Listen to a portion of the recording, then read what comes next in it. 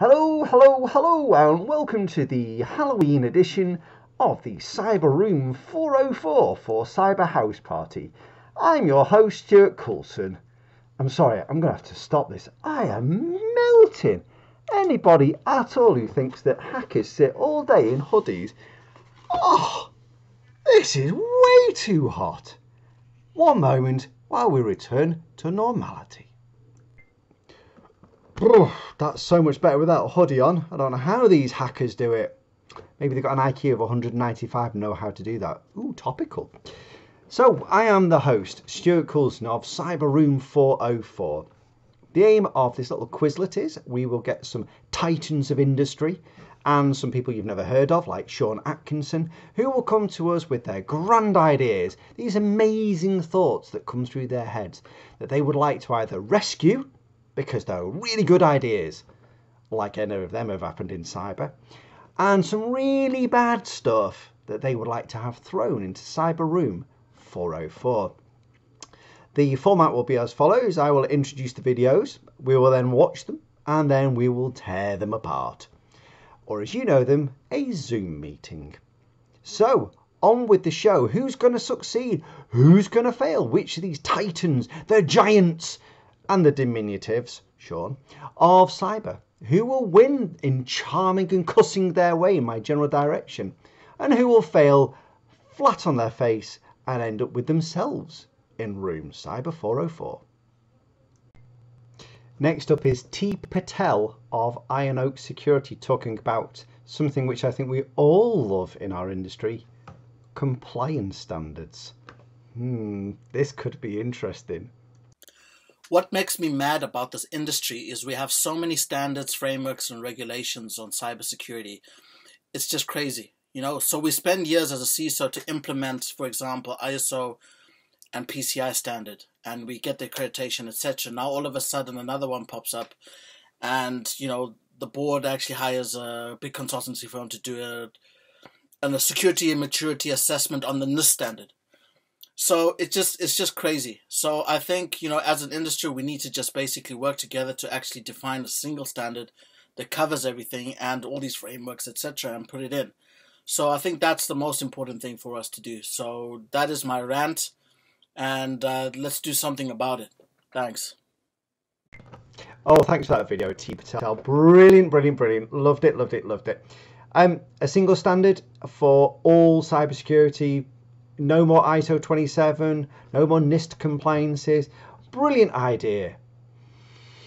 But you're going to put an awful lot of auditors back on the hoof, aren't you?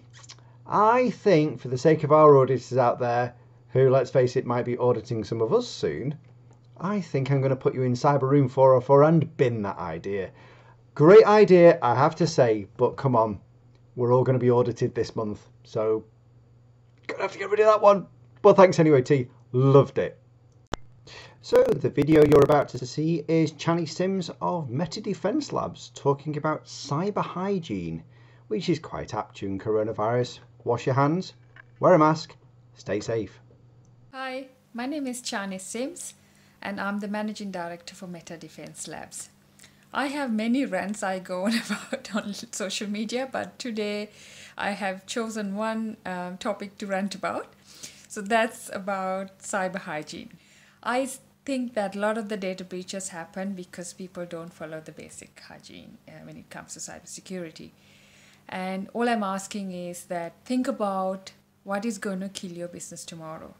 Think about who's accessing your data. Think about where your staff are based. Because with the pandemic now, you got lots of staff working from home. And we need to think about if their networks are secure, if their devices are secure, are they patched, have you got right password policies, have you enforced your security policies? There are a lot of controls that you can think about. But the challenge I have is that we still hear lots of ransomware issues and people paying lots of money, but no one really cares much about the basics. And that is probably the root cause of all these things. So that's my rant. Thank you very much and wish you all very best. Thank you. Bye. Well, thanks for that one, Channy. I think that's fairly done the nail, that one. There's no way we can put that one into Cyber Room 404, can we? Please do the basics. Very, very simple. Good strong message. Thank you very much for that one. Saved. However, you did say there were more rants. Wonder which one of those would have made it into Cyber Room 404. So, this next video involves a Scouser talking a very bad American accent to a robot in some defensive or attack on AI. Welcome to the wonderful world of Ian Murphy. The future of cybersecurity is AI. We'll solve all your problems. Well, that's a load of bollocks, isn't it? It's not. Humans are idiots. It's no wonder you always get hacked. So yeah, human nature's a source of most breaches, but Alexa's a pile of shit too. Yesterday, I asked her to play Def Leppard Love Bites, and she ordered me a pair of leopard skin tights. Alexa isn't AI, she's AS. What's AS? Artificial shite. And besides, you humans don't have enough talent in security. You're doomed. Well, you're just some fancy algorithms used by marketers to overhype AI solutions that don't even exist. I am not an algorithm. You can't handle the truth. Fair play, pal. You win this round, Ian. Yippee-ki-yay, motherfuckers. Okay, so from that video, we put in humans or AI into Cyber Room 404 in really good video. I definitely would say that algorithms and all of the BS terms that come with AI and all the other nonsense that we see, stick it in room 404 straight off the bat of your video. Humans, live long and prosper. Oh, wait. Oh. Here comes Tommy Ballin. Tommy is going to try and persuade us all that colours need to go into Cyber Room 404. Colours. This is going to be fun. So my submission to Cyber Room 404 might be a little bit more ranty than jokey, but it's something I've been looking to get off my chest for a very long time now, so I'm taking the opportunity, and in 3 minutes' time, it'll all be over anyway. It's the use of colours as terms in cybersecurity. You know, the sort of thing like grey box, black box, red team, purple team, gold team, black hat, white hat. Like, we picked a theme a while ago, we ran with it, and it's just gotten completely out of hand. Like, at this point, we may as well do away with proposals altogether and just offer our clients a paint by numbers.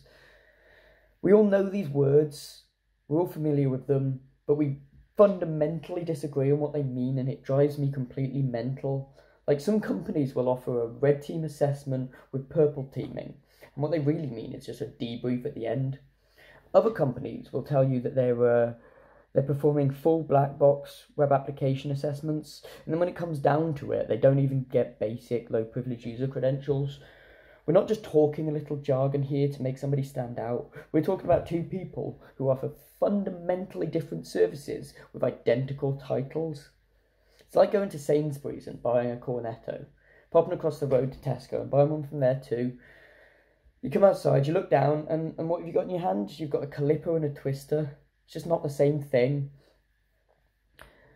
Now, there could be an argument to be said that we don't actually need to get rid of the terms themselves. There's nothing wrong with the terms, we just need to more clearly define them.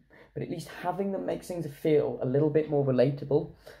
But does it actually add any value? Like, take the following classic marketing statement that I'm sure everyone will be familiar with. Red team attack simulations are the form of gold standard black box penetration testing, where white hat hackers test your blue team defensive capabilities. Now take away the colours and what you're left with. You're left with attack simulation is a form of penetration testing where hackers test your defensive capabilities. Now try and tell me we needed any of those terms. My final argument, really basic, nothing to do with IT whatsoever. It's primary school art that could tell you shouldn't do this. It tells you, right, if you take all the colours that you've got, you mix them all up, and then you slap them on a canvas, you're not left with something pretty, you're not left with a beautiful image, you're left with a big brown stain. And that is why I'd like to see the use of these terms being submitted to DevNull, all these pigments of marketing BS just thrown out the window, proposals set to grayscale, and colours set in room 404 for all eternity. Okay, Tommy Ballin, you 100% get that one thrown straight into Cyber Room 405. In fact, past Room 404, put into the NT box. In fact, I'm going to put colours with Vista and Windows ME in that box. That was a very well constructed argument. Loved it, absolutely. And for all marketing people watching this, delete your colours now. I think Tommy will come after you. Well, next up is a very odd one. I have people who are going to battle for me. This is Tunde Benjamin versus Adam Drabick about new and upcoming CISOs. This could be interesting. My rant is about the lack of opportunities for young people to find their way onto the career ladder within cyber, and also prove their unique ability without having years of experience. My today's rant is going to be about aspiring CISOs. Over the many years of my personal observations of people who aspire to CISO positions, I have to say that very often they have little understanding of skills and experience required to hold this role. As someone who's an aspiring CISO, I browse through several job postings and I believe it's a role I can thrive at. The current companies recruiting for the CISO position today want an established CISO, someone who has a strong proven track record in this position. It's fairly obvious that not all security engineers may make a good security managers, and in turn not many security managers may turn into great CISOs. This plays on Catch-22. How do you become a CISO? The first suggestion is to size the beast. Have a look at one of those CISO mind maps which are available on the internet, just to understand the level of complexity of this role and the amount of areas in CISO's direct responsibility, influence, or at least interest. My second suggestion is actually pairing up with someone a lot more knowledgeable in the area, possibly one of those very, very experienced CISOs, for coaching and mentoring.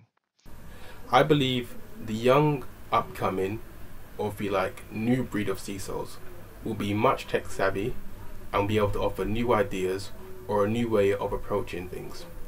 Just because something didn't work 20 years ago doesn't mean it can't work today. We need companies to give us a chance and spot young talent. Ooh, now that's an interesting video. So, do we want new aspiring CISOs who have got more drive, energy, passion to actually do the job than a stale old fart who's been sat in his job for 25 years? Or do we want someone who's got 25 years of experience and has seen everything and dealt with many breaches versus a jumped up little fart who's never done anything before in his life, apart from maybe watched a YouTube video? I think the answer to this is both of you get saved. I see both arguments as being valid. We do need good CISOs who mentor, and we also need good new talent put into the roles. What we need to have is the old farts who aren't doing much, shot and hung out to dry. So if you're a bad CISO, take this as the warning shot across your bow. This video tells you there is new talent on your heels. Start learning today. Start mentoring today. I like that video. Both of you get saved from Cyberroom 404. Next up is Dennis. Dennis is having a right old rant about a topic which I think we can probably all agree with should go straight into room 404. Stereotypes. Boom. Checking the mics. I'm about to record my rant for the Cyber House party. the one and only Cyber House Party coming live to you on the 29th of October. You best be here. There ain't no other party in the whole UK than the Cyber House Party. Now, let's rock and roll.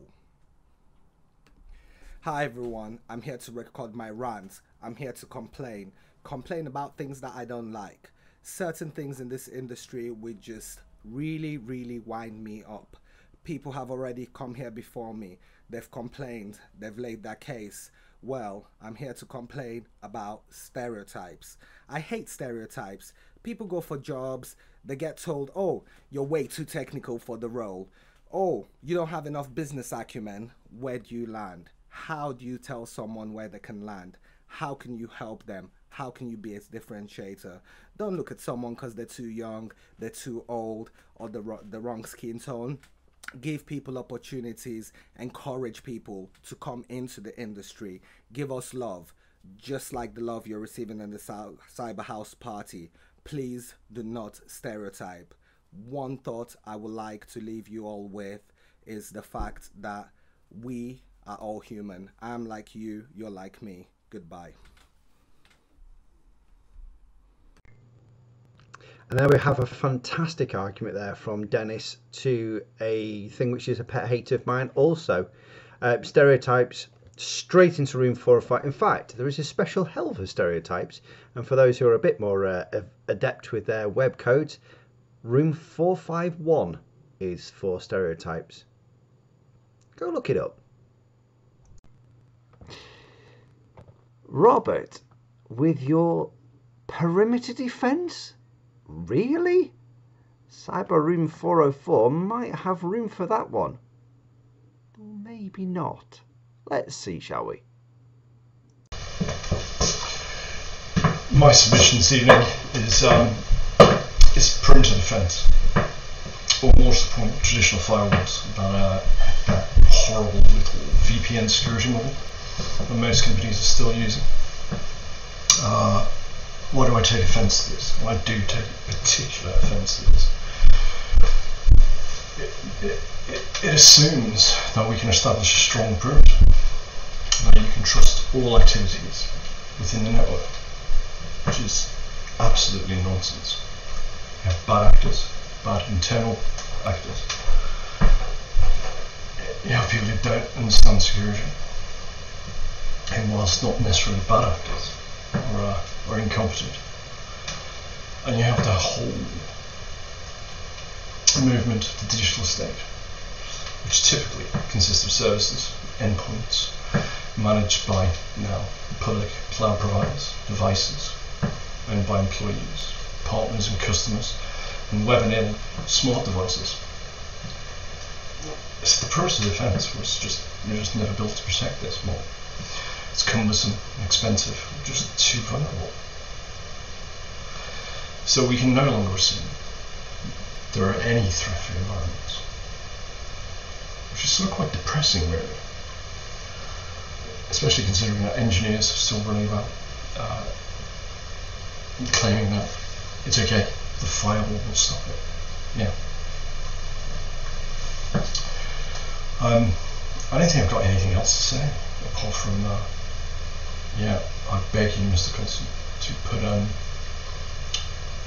put perimeter defence into the bin. On a good note, though, I've got this desk which goes up and down at the circular button. I know, it's pretty good. So my desk, good. Perimeter defence, awful. Well, I've had some tactics used against me in my times, but I can tell you, blinky LEDs, an up and down desk. I'll tell you what comes next. But I have to say, you really did come up with a valid argument about perimeter defence. And I think I agree with you. Let's chuck it in Cyber Room 404. It's pointless. We over-rely on this technology and it still's broken. The question that we need to ask ourselves, though, is A, what should replace it? And B, if we're not going to replace it just yet, how the hell are we going to fix it? Good argument. Well done. I agree. Let's put perimeter defence in Cyber Room 404. Okay, here comes the small leprechaun himself, Sean Atkinson. And what would he like to put into Cyber Room 404, I hear you ask? Marketing teams. Take 10. Hello, Sir Coulson. It's great to be here on Cyber 404. Thank you very much for having me. Today, I'm going to nominate marketing teams in cybersecurity. It stems from InfoSec last year. It was like a Jumanji of cyber bullshit bingo. And previous years, in fact. But it's when you're just walking around and you see the same words on every single stand and they don't actually mean anything. It's like, what do you actually do?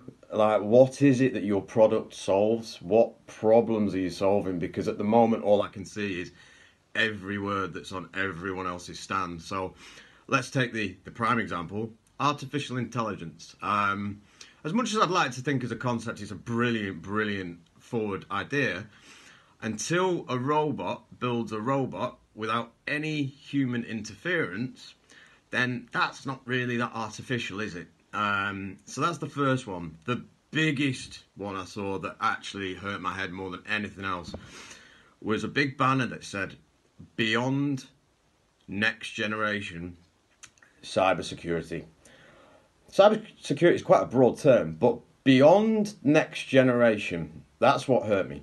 So how are you beyond the next generation? And more importantly, are you spoon feeding me generations? Could you solve problems that we don't know about or could solve ourselves yet? And I think until we stop the fairy dust and unicorn tears, I think we've got an issue where the salespeople outweigh the technical capability and people will keep buying things that maybe they need, maybe they absolutely don't. Let's get back to basics. Anyway, Stuart, I hope that you're either going to like it or you're not, so let me see what you think. Well, putting marketing teams into Cyber Room 404 is going to be quite hard, because if we didn't have marketing teams, then what would the sales guys be handling in their PowerPoints and on the PDFs? How do we get a techie to tell everyone how cool their products are? So if we put marketing teams in, then we can't actually communicate to the outside world, because a marketing team is the interface between the techie and the real world. But I do agree there's too much BS. Oh my word.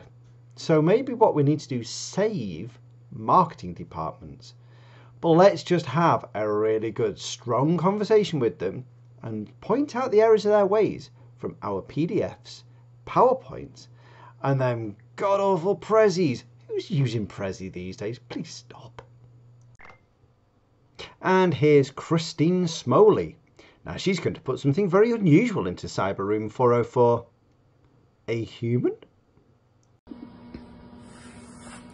My Answer Room 404 nomination, Sean Atkinson.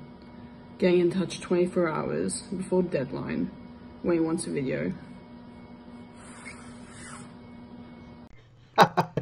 Christine, 100%. Sean Atkinson, you're in Cyber Room 404. Straight in. So it's great sadness that obviously we've lost a fallen soldier from the team at Cyber House Party. Paul Mason was such a big part of helping everybody that he ever came across. More importantly, he led the Cyber First scheme. He's probably got quite a number of people into this industry that we might not have been fortunate to have got through the ranks, basically. So I'm so happy to relive a moment of his last Cyber 404, which, bear in mind, he pretty much edited the entire Cyber House Party last time. He was so helpful. It gave him something to go at, something to really get his teeth into, and he did so well. Paul Mason, I salute you. This is one I've howled laughing waiting for this next one. This next one is with Paul, and it's a word which, for those who know Paul, you would probably go, excuse me, Paul's going to talk about this one, is he? This word is sophisticated. Now, Paul wants to save the word sophisticated. Go on, Paul. Show us sophisticated. I hope you're still wearing a Russian hat for this one. No. I've got other hats for later on. Sophisticated. I don't want to save it. I just don't want to see it disappear. It would be too easy to go on a rant saying, what is a sophisticated attack? How many times have we read this? Now, the reality behind that, when you see in the press, is sophisticated means, well, we have to admit that we have a breach, but we have absolutely no idea how it actually happened. And it could be something as straightforward as a phishing email, and, you know, it's a sophisticated attack implies a level of complexity to it. Mm-hmm. Now, for the four of us here and everyone else that's watching, what one person sophisticated is not another person sophisticated. A phishing email is a sophisticated attack to my mum because it's likely to succeed. She's likely to click in it. I really have to take all the devices off her all the time. But what is a sophisticated attack? Did they write bespoke code? Equifax, good example, right? Equifax suffered a sophisticated attack. No, they didn't. Equifax forgot to patch a Struts 2 server, and there was a Metasploit module for it. It is 3 lines. That is not sophisticated. If writing use exploit, set payload, set rhost, lhost, and port is sophisticated, I should be on £500,000 because I've taught 14-year-olds how to do this. So we need to have a more basic fundamental understanding of sophisticated. If we just chuck the term out, then we're never going to get there. We're just invent more bullshit words to fill the gap. The emptiness at the heart of our soul, now that we don't have the word sophisticated, we'll just go to the thesaurus, which is over there, look up sophisticated and put in other stupid words. So let's save sophisticated, but let's commit to understanding what it actually means and stop bluffing people with, oh, it's too complicated for you to understand because it's sophisticated. So what we really need is the James Bond of cyber. We want Roger Moore with his martini in his hand and his tuxedo on as being our adversary coming to attack us. There's only one James Bond, and you know this. This is very true. Roger Moore. Yes, there is. And it's not Roger Moore. It's not a Glaswegian one either. Let him off. So, okay, that was a fairly good argument for sophisticated. But this is about saving it, and I've got a problem with it because everybody uses the word sophisticated in the marketing world to, as you say, for 1 line of code and so 3 lines of code, and suddenly it's a sophisticated attack because it's an easy get-out clause for those who are not cyber-enabled, language-enabled, and they just go, oh, well, it must have been bad. And at that point, they're the insurers pay out. And if they're not there, do we have an industry? That's a tricky one. But I'm going to let you have it. I think you're right. Sophisticated should be saved with a caveat that we use it properly. Yes. We have a proper definition of search. So there we go. Graphic comes on. Let's save our friend sophisticated. Whoever knew that Paul was sophisticated could be put together in a sentence. That was quite a hard video to watch, actually. Yeah, Paul Mason, what a legend. And we were right to at the time to keep and save sophisticated. And Paul Mason did such a great argument on it, as Paul Mason always did a good argument. If you never met the guy, I would honestly say that video is probably about 99% of Paul Mason. If you have met the guy, I think you'll echo my sentiments when we say, dude, thinking about you. Always will. That was a fantastic reminiscent on Paul, and what a brilliant argument for Cyberroom 404 and for sophisticated. Legend. Cheers, Paul. Enjoy your general direction. Cheers, Paul. And there we have it. Cyber Room 404 in the bag. Done, dusted. Absolutely awesome, this one. We've had some corkers in this, and I've got to say, I've laughed through quite a lot of this doing this. I've got to say that we had some honourable saves this time, so thank you very much to Channy for basic hygiene. Completely agree. I think that basic hygiene is something that we all need to pay a bit more attention to. An honourable mention to Paul Mason for sophisticated. Absolute corker. It's something which will stick with me for a while, that one. Sean Atkinson tried valiantly to try and get marketing teams thrown into Cyber Room 404, but failed miserably. Not because it's Sean, simply because his argument just wasn't good enough. We need marketing teams. We need to convert what we say into human speak, and I think marketing teams are good at doing that. Tundi and Adam battled it themselves. Was there a need for me, really?